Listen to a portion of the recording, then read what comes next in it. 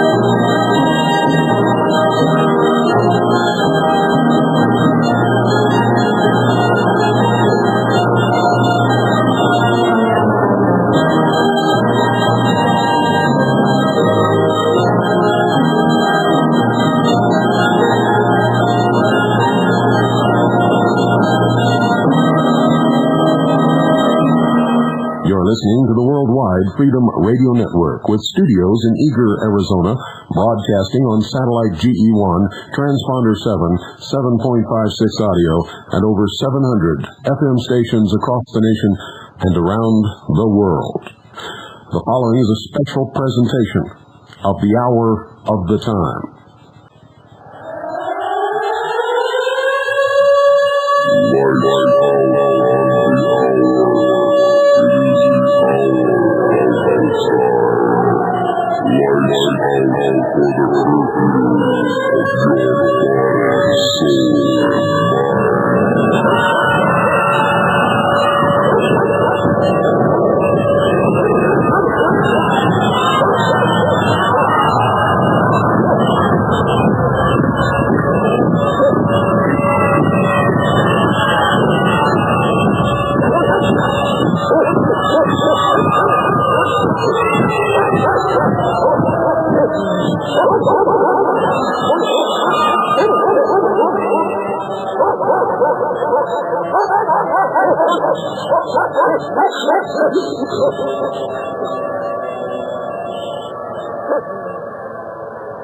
Welcome once again to the Hour of the Time. I'm William Cooper. And without wasting any time, this is Colonel Archibald Roberts, United States Army, retired. Now, I'm numbered among those Americans who believe that the greatest threat to our survival as a nation lies in the increasing centralization of military power in the Security Council of the United Nations. Now, those of you who have studied the United Nations and its charter believe that Americans must halt this buildup of an international army, or we will soon find ourselves supervised by sociological drovers on a one-world animal farm. And this is what we're going to talk about this evening. Now, of course, the planners tell us that the United Nations is the hope of the world. But the United Nations is not the hope of the world. We know that the United Nations is not what UN propagandists tell us it is. And certainly the United Nations is not what UN supporters think it is. Because the United Nations can only be what the provisions of the Charter say it is. And by UN Charter definition, the United Nations is, in fact, an agency for imposing a one-world government on the nations of the world, by peaceful means if possible, by force and violence if necessary. And so, this evening, I'd like to invite each of you here to investigate with me the men and the system which has transferred our entire military establishment and with it our sovereignty to the United Nations. During the course of this talk, we will find that America has entered a new dimension in warfare. And we will also find that the weapons employed by our enemy are duplicity, subversion and treason. And this is what it's all about. But more than that, at the conclusion of the talk, I hope to present for your examination what we believe to be constitutionally correct procedures for mounting a citizen's demand of the United Nations Charter and techniques for voiding the law effect of the United Nations Treaty Agreement by state legislation. And so the title of my talk is, Why Your Soldier Son Serves Under the Command of a Soviet Communist. However, I think before we get into the talk, you have a right to know why I and many other military personnel have become personally involved in this psycho-political war. And that's what it is. It's a psycho-political war. And I believe that the quickest way of explaining our position to you is to repeat the oath of office all of us took upon being commissioned into the United States Army. Because I have never renounced this oath. This continues to be my creed, and this is it. I, Arch E. Roberts, do solemnly swear that I will support and defend the Constitution of the United States against all enemies, foreign and domestic. That I will bear true faith and allegiance to the same, and that I take this obligation freely, without any mental reservation or purpose of evasion, and that I will well and faithfully discharge the duties of the office upon which I am about to enter. So help me God. I think that's pretty clear. I don't think there can be any equivocation with this oath.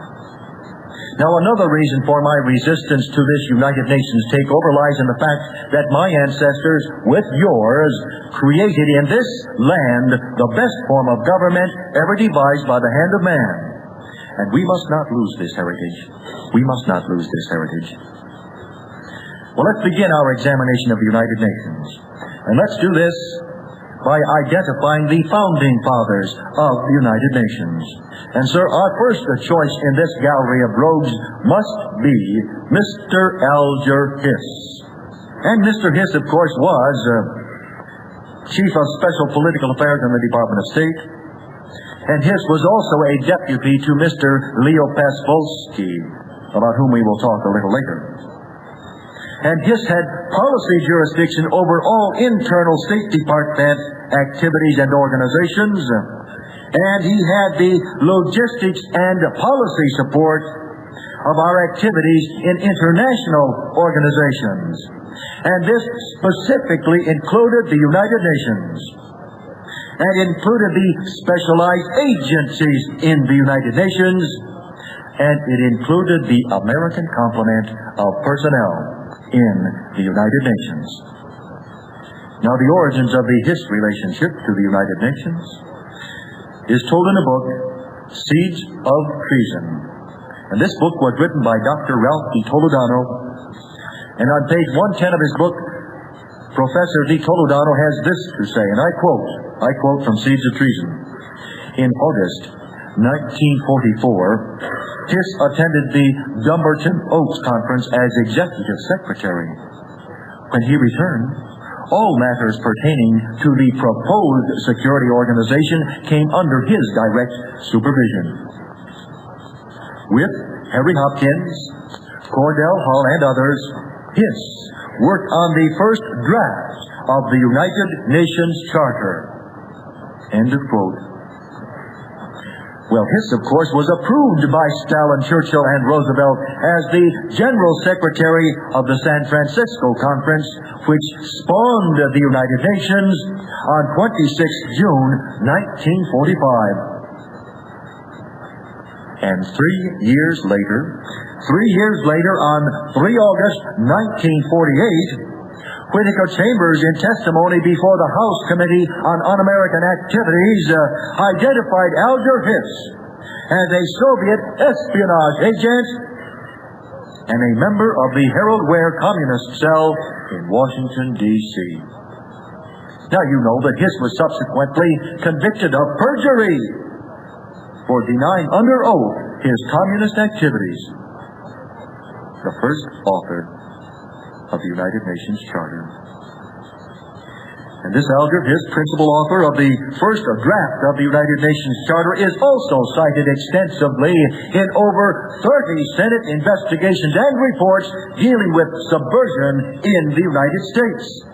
Think about it. Well, our second choice of UN founding fathers is this Mr. Leo Pasvolsky, whom I mentioned earlier in the beginning of this talk. Now, Mr. Leo Pasvolsky was an obscure but a very powerful State Department chief. And Pasvolsky died in 1953, and in an obituary of 18 May, Time magazine had this to say about Mr. Pasvolsky.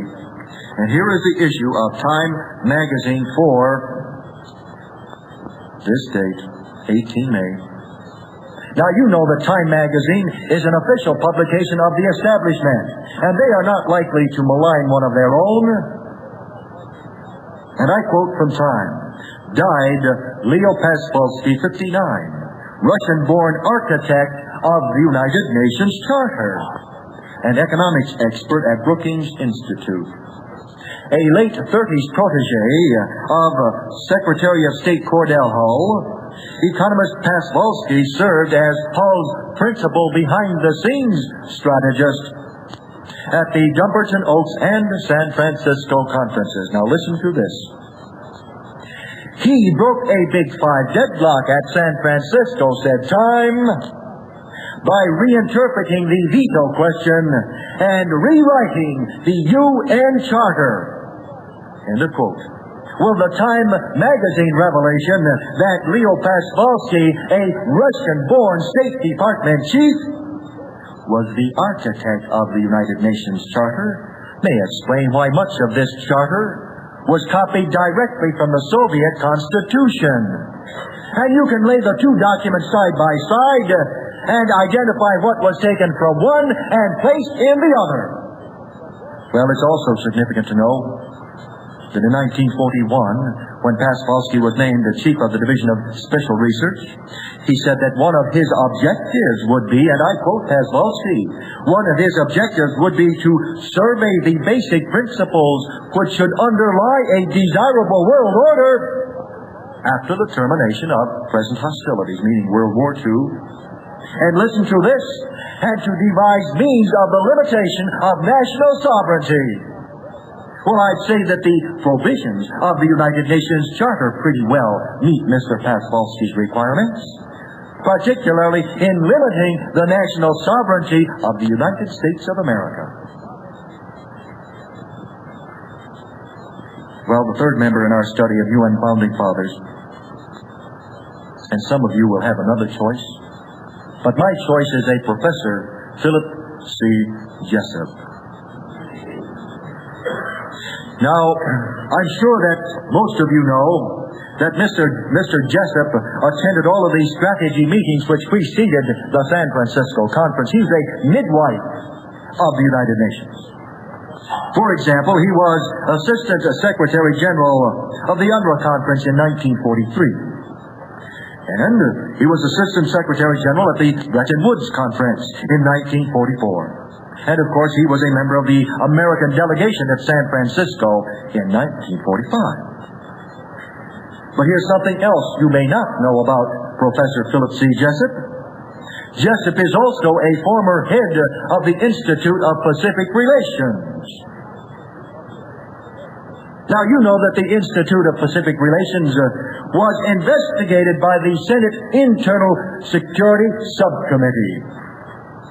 And this Security Committee found that the IPR was a vehicle used by the communists to orient American Far Eastern policy toward communist objectives. A vehicle used by the communists for communist objectives. Well, many authorities on interlocking subversion in government departments believe that the activities of the IPR were a primary cause for the loss of China to the communists following World War II. And where is this Professor Philip Jessup now? Well, perhaps predictably, Mr. Jessup is now the U.S. representative on the UN World Court. That's where he is. That's where he is.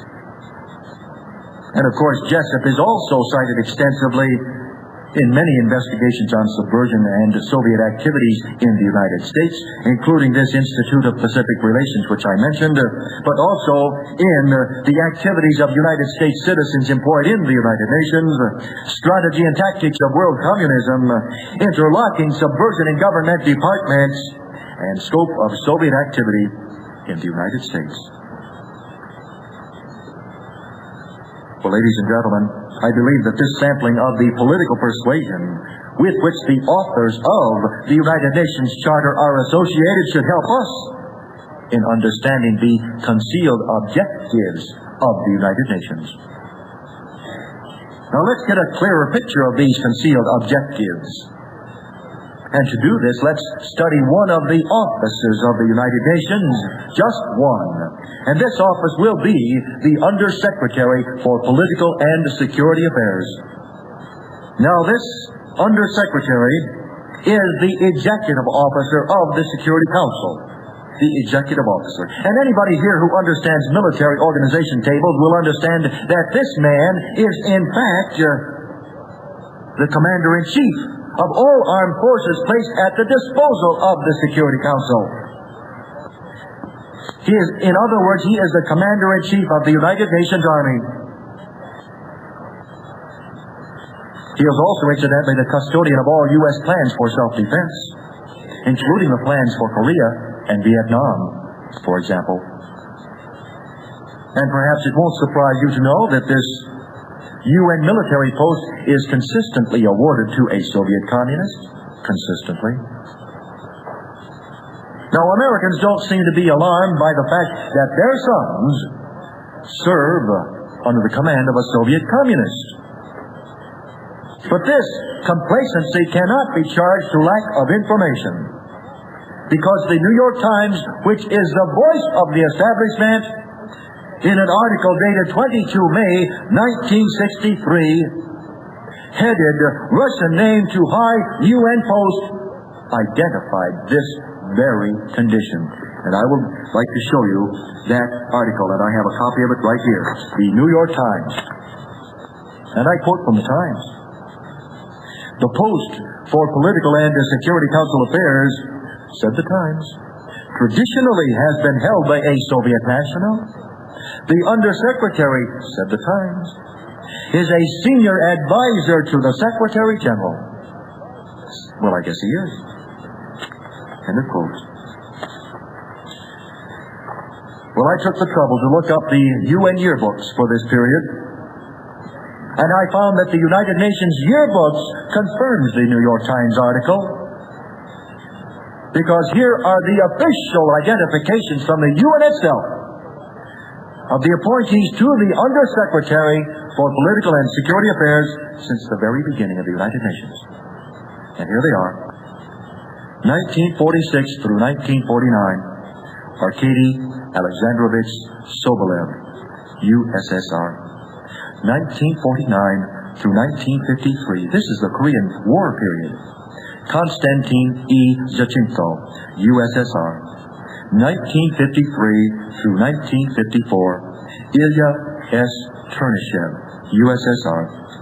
1955 through 1957, Dragoslav Protich, Yugoslavia. 1958 through 1959, Anatoly Dobrynin, USSR. 1960 through 1962, Gregory Petrovich Arkadev, USSR. 1962 through 1963, Eugenie D. Kiselev, USSR. 1963, and at the present time, Vladimir Pavlovich Shusalov, USSR. Not an Irishman in the bunch.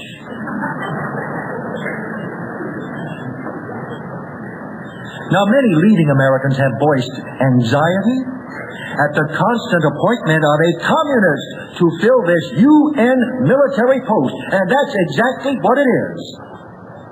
It's a military post. And one of these who clearly recognized the concealed purposes of the United Nations was the late Congressman Usher L. Burdick of North Dakota. And on 17 January 1957, Representative Burdick made a speech on the floor of the House in Washington, D.C., and the title of this talk was, "The Russians Are and Will Continue to Be on the Inside of Any Military Action Taken by the Security Council of the United Nations." And this is what Mr. Burdick stated. And I have a photostatic copy of the congressional record which carried this talk, and I will quote the congressional record.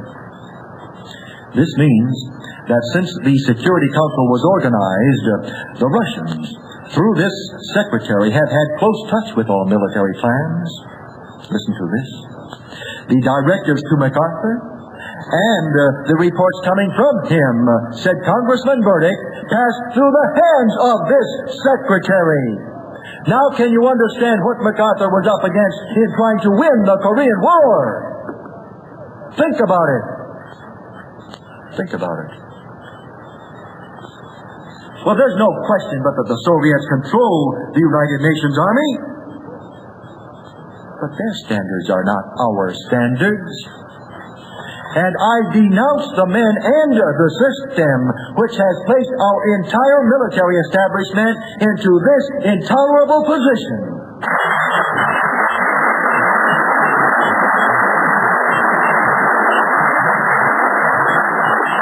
Here's a pocket-sized copy of the United Nations Charter. This is it. This is the beauty. Now, this little booklet is available from the UN headquarters in New York City, and the price is 15 cents. I suggest that everybody here get a copy of this little booklet and study it, because your life may depend on it. Now, if you'll turn to page 22 of the Charter, which I will do, you'll turn to page 22, you'll find Chapter 7. And the title of Chapter 7 is Actions with Respect to Threats to the Peace, Breaches of the Peace, and Acts of Aggression. This is Chapter 7. Now, Chapter 7 constitutes the war-making authority of the United Nations. The war-making authority. For example, in Article 47 of this chapter, there is the following statement, and I quote from the Charter. There shall be established a military subcommittee to advise and assist the Security Council on all questions relating to the maintenance of international peace and security. And the Military Staff Committee shall be responsible under the Security Council for the strategic direction of any armed forces placed at the disposal of the Security Council. Strategic direction. Well, what does it mean? Well, this legalistic language simply means, of course, that the Security Council of the United Nations has the authority to declare peace and to go in shooting, as was the case in Katanga. That's what it means. That's what it means. Now, I know that the Military Staff Committee is rather confusing, but the Military Staff Committee concept was inserted into the Charter to fool the American people. To fool the American people. And proof of this fraud is found in a book written by the first Secretary General of the UN, and he should know, Mr. Trigby Lee. Mr. Trigby Lee. And he wrote a book in the cause of peace. And on page 431 of his book, Mr. Trigby Lee had this to say, and I quote, "The Military Staff Committee, covered under Article 47, so far has been stillborn." End of quote. Further, Article 46 also states, plans for the application of armed force shall be made by the Security Council with the assistance of the Military Staff Committee. Well, as there is no Military Staff Committee, this assistance is provided by the Undersecretary for Political and Security Affairs, whose plans have included the American defeat in Korea and the rape of Katanga, and our military and economic hemorrhage in Vietnam.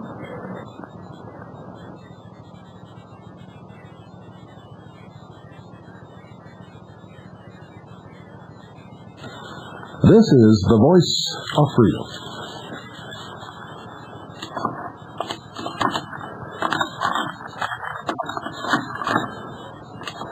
General Secretary.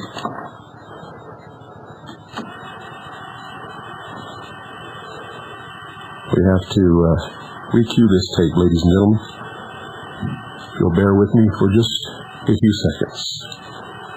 You're listening to the Worldwide Freedom Radio Network, Eagar, Arizona. Tonight's presentation is a special broadcast of the Hour of the Time featuring Colonel Archibald Roberts, United States Army, retired. This speech was actually given during the late 1960s. Sadly, Article 47 of the UN Charter also reveals that the Congress of the United States have abdicated their responsibility to the American citizen. Because, of course, the U.S. Constitution in Section 8, Article 1, directs that the Congress shall have the power to declare war. And yet the United States Senate has officially admitted that the U.S. Constitution was ignored in the Korean action. And on page 3605 of the General MacArthur hearings, a joint Senate committee had this to say, and I quote from the Senate hearing: "The United States should never again become involved in a war without the consent of Congress. For the first time in the history of our nation, the constitutional authority of the Congress to declare war has been bypassed." Well, Korea was the precedent for UN jurisdiction in committing American soldiers to battle all over the world. And it's perfectly obvious that the Security Council of the United Nations, and not the Congress of the United States, is now the supreme authority, which, as in the case of Korea, and of all of the campaigns which have followed Korea, send our troops and our equipment everywhere in the world to maintain international peace and security. Ladies and gentlemen, at this very moment, America's sons, at the direction and plan of communists in the United Nations, give their lives and blood to further the concealed objectives of the United Nations. Now, this situation should not surprise those of you who know that the United Nations Charter was written by communists and traitors, among whom the arch-criminals Alger Hiss, Leo Pasvolsky, and Philip C. Jessup are prominently listed. My fellow Americans, this communist-dominated UN Security Council was the policy-making organization which imposed a substitute for victory in the Far East. And this communist-dominated UN Security Council is the supreme military headquarters which even now directs and manipulates U.S. armed forces in no-win military adventures all over the world. Ladies and gentlemen, I respectfully submit to you that the real enemy in Korea was not this illiterate Chinese peasant who crossed the Yalu with a bag of rice and a Russian rifle. This wasn't the enemy. The real enemy crouches in the chambers of the United Nations, where he remains concealed to this very day.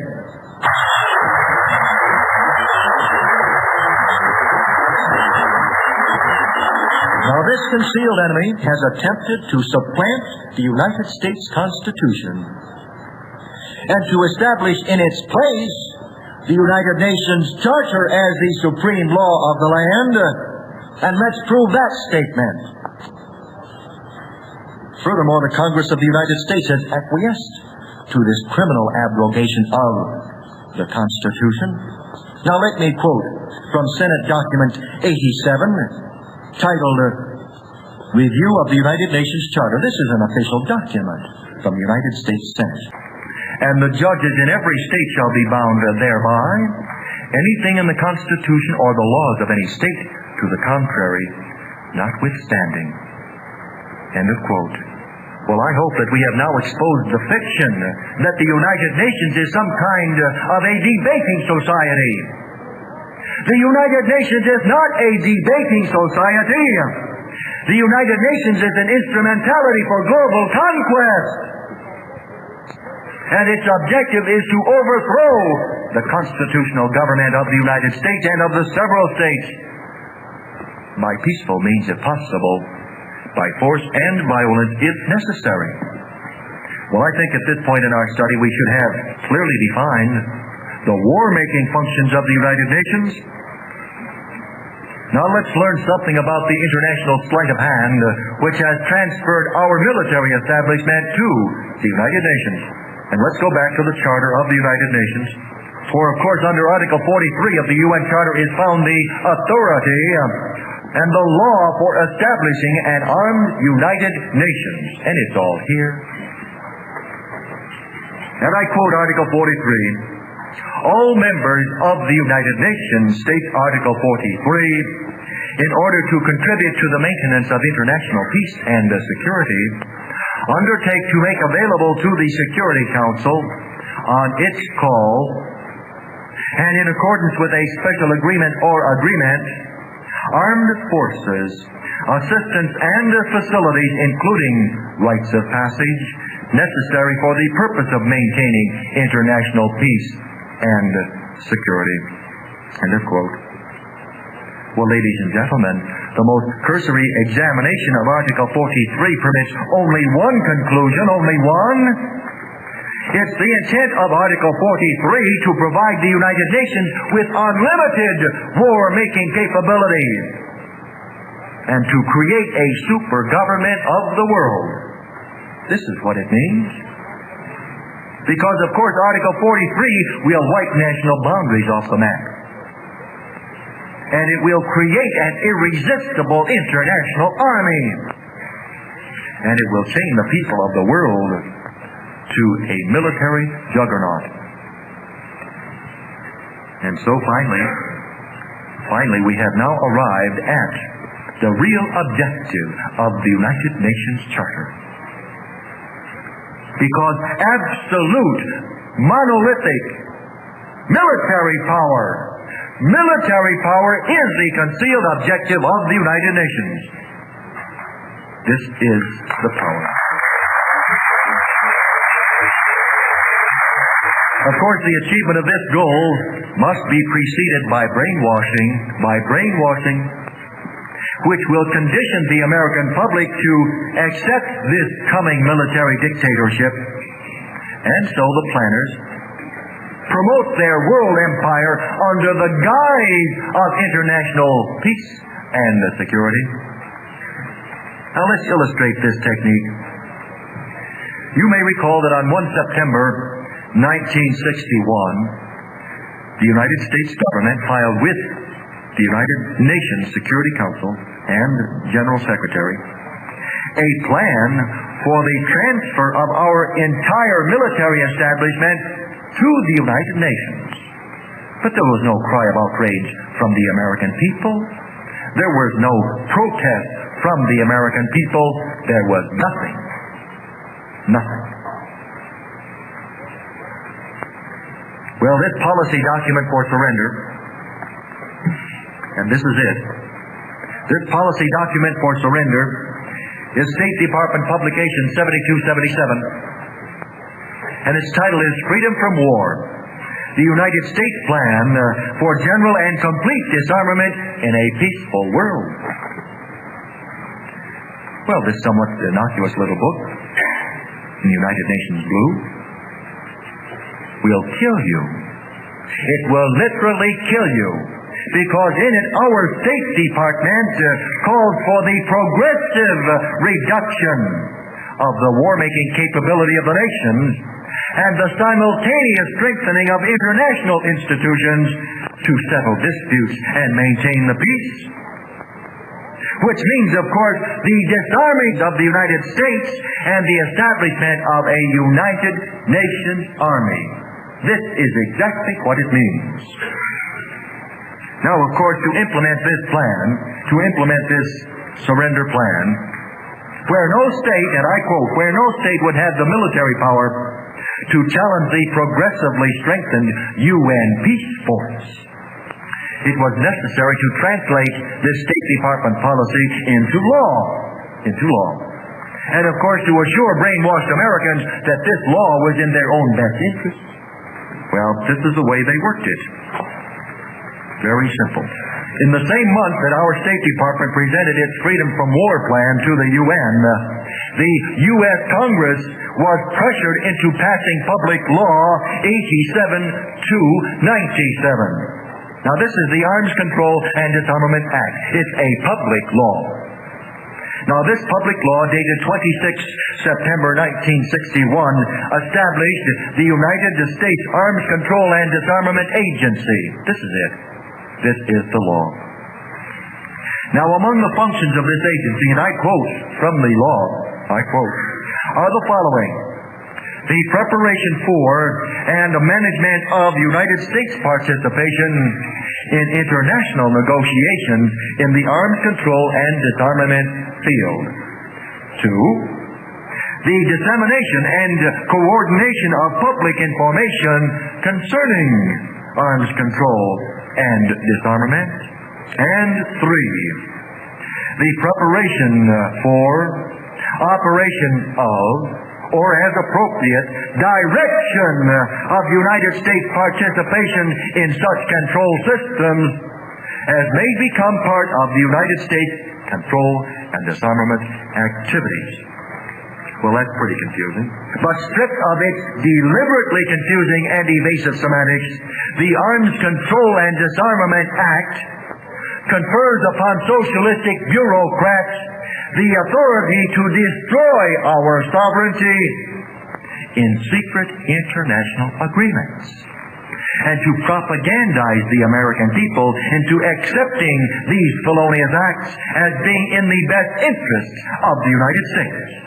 And 3, to transfer the armed forces of the United States into a United Nations control system. This is what it means.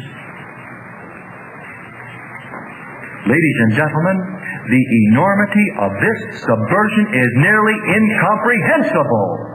And as an Army officer, I vehemently protest the transfer of our men into an organization whose every precept and very existence contravenes the Constitution I have sworn to uphold.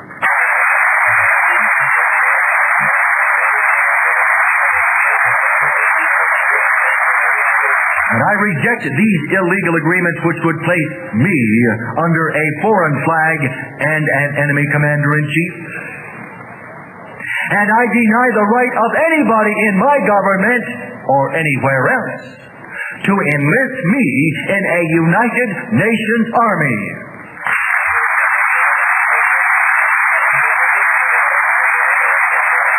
Ladies and gentlemen, the preservation of this Christian republic and of our institutions of freedom now urgently demand that we correctly assess the hidden purposes of the United Nations Charter. Ladies and gentlemen, certain federal agents have in fact acted under what they assert to be a legal use of the limited and delegated powers enumerated in the Constitution, but have in fact negotiated with foreign governments to coerce these United States into a United Nations treaty agreement which would constitute a surrender to these foreign governments of the rights and the liberties assured to the people under our Constitution, and to surrender the powers of government which this Constitution guarantees to our people. Now, we have heard time and again that the constitutional legality of the United Nations Treaty is found in Article 6 of the Constitution. But, ladies and gentlemen, a treaty cannot authorize what the Constitution forbids, nor change the character of the national or state government, nor cede a portion of the territory of a state without its consent. No federal agent has the power or the authority to modify or to dissolve the constitutional compact.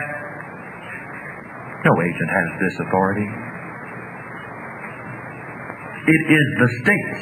It is the states, said Martin Van Buren, who is our 8th president, acting either by their legislatures or in convention, that any valid alteration of this instrument, the Constitution, can alone be made. End of quote.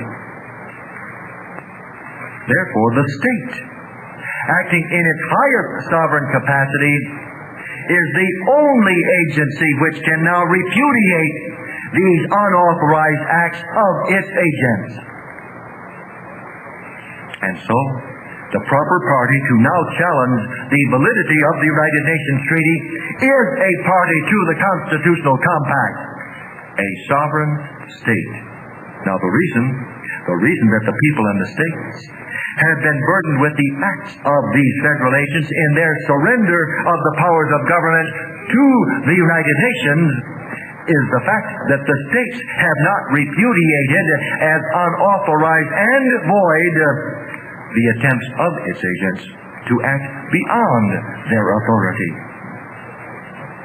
And these acts had the effect of law, not by any reason of a non-existent authority of the federal agents, but because the states gave these acts authority by failing to repudiate the attempts of its agents to exceed their authority. And so, in the light of these failures, and because events in Washington certainly prove that Americans have lost control of the federal government, I now respectfully propose that we the people, act to force our state governments to do what may be necessary to protect the interests of the United States and its people. I suggest that you and I, being the last reserves in this struggle against United Nations tyranny, generate a public demand for the appointment of a special joint committee of our state legislature to inquire whether there were powers of government delegated by federal agents to the United Nations by treaty.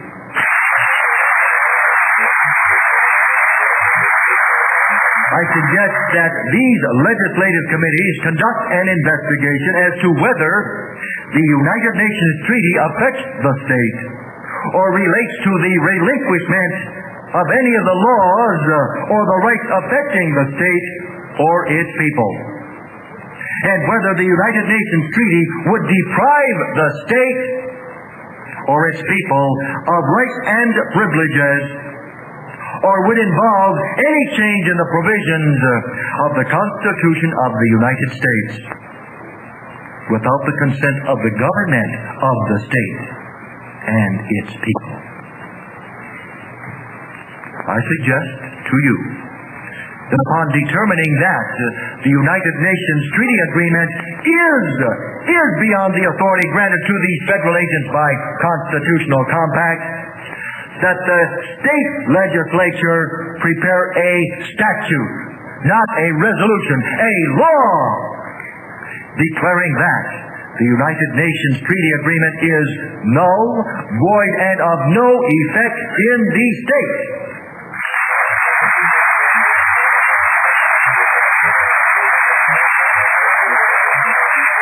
I further suggest that this law, this statute, directs that a violation of the law shall be a felony, and that person so convicted shall be subject to judgments of up to $100,000 fine or 20 years confinement in the state penitentiary, or both.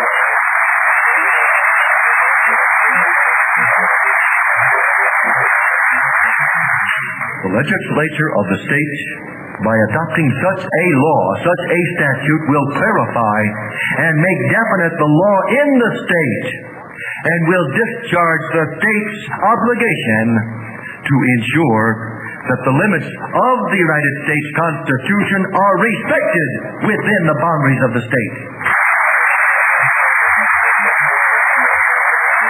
Ladies and gentlemen, the United Nations stands indicted as a subversive organization.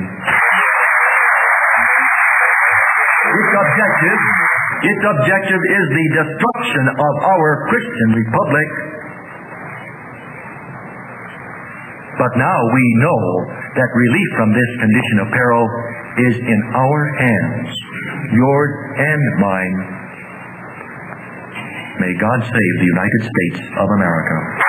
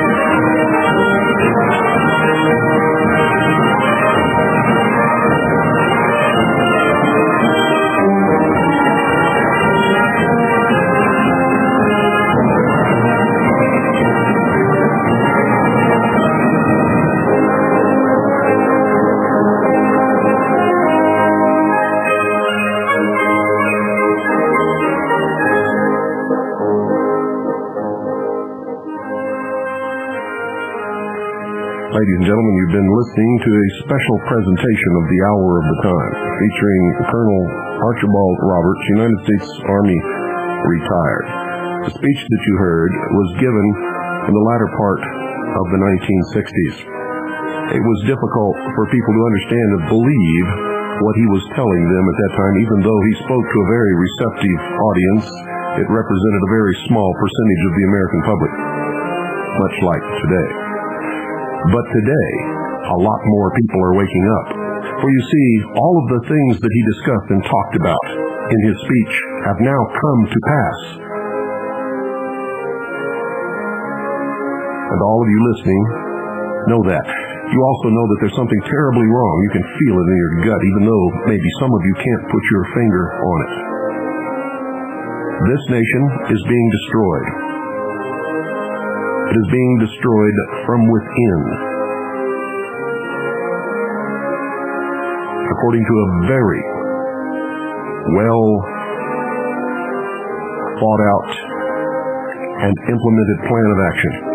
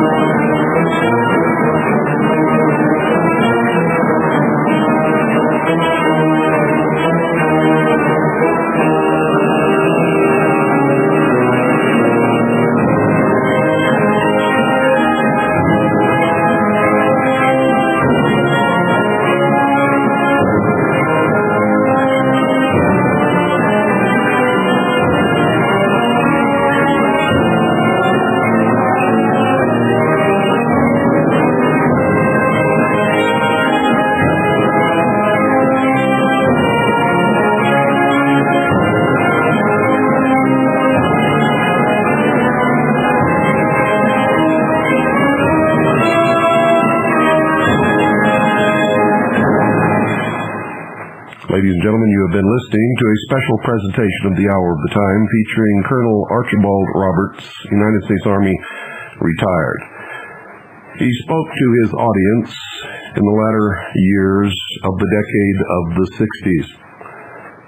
And it was extremely difficult for people to understand that what he was telling them was going to come to pass, except for a small percentage who have always been awake, as has always been the case in the history of this country.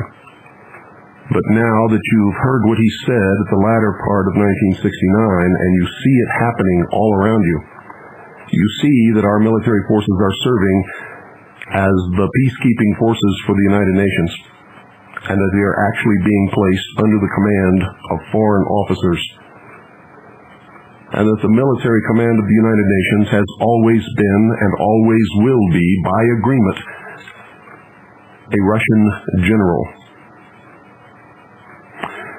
Ladies and gentlemen, the disarmament plan of the United Nations that Colonel Archibald Roberts discussed in his speech in the latter half of the 60s is now being implemented. What do you think all this gun control legislation is all about? Why do you think that foreign forces are training on our soil with our military forces to act as joint peacekeeping forces in joint United Nations operations?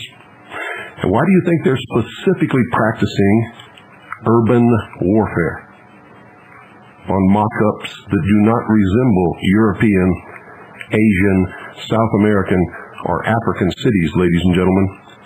They're almost exact duplicates of any average American town or city that you will find and that you are probably living in at this moment. It is because, ladies and gentlemen, at some date in the near future, the American people will be disarmed, either voluntarily or by force. And when that happens, the buffalo chip is going to hit the fan, because there are some of us who would rather die than become a slave in a socialist New World Order, under any guise, under any description. I hope that you will be one of us. Good night, ladies and gentlemen, and God bless you all.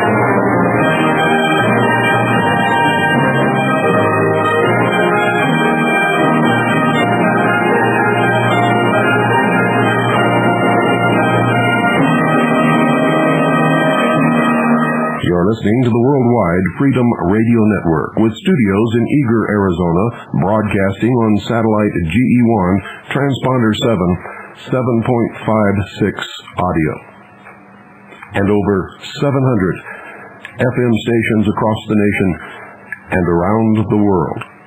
The Worldwide Freedom Radio Network, ladies and gentlemen, is a grassroots movement of the American people and freedom-loving peoples in foreign countries that want to take back their right to speak, to seize back the controlled airwaves, and to tell the truth to those who have probably never heard it before in their entire lives. You too can be an affiliate station of the Worldwide Freedom Radio Network. All you need is a satellite receiving system, and I'll tell you how to get that, and a low-power FM transmitter. Everything that we propose is absolutely 100% lawful and legal. And you can stay within those legal and lawful bounds, or you can take a little more freedom, if you so desire, and crank up the power. As long as you're not engaged in what is known as interstate commerce, there is nothing that anyone can do about it. Send $1 in a self-addressed stamped number 10 size envelope. That's a regular business envelope, ladies and gentlemen. And we'll send you complete details along with our catalog of studio quality stereo tapes and a whole lot of other things. Address your letter to Harvest, P.O. Box 1970, Eagar, spelled E-A-G-A-R, Arizona 85925. That's Harvest at P.O. Box 1970, Eagar, Arizona 85925.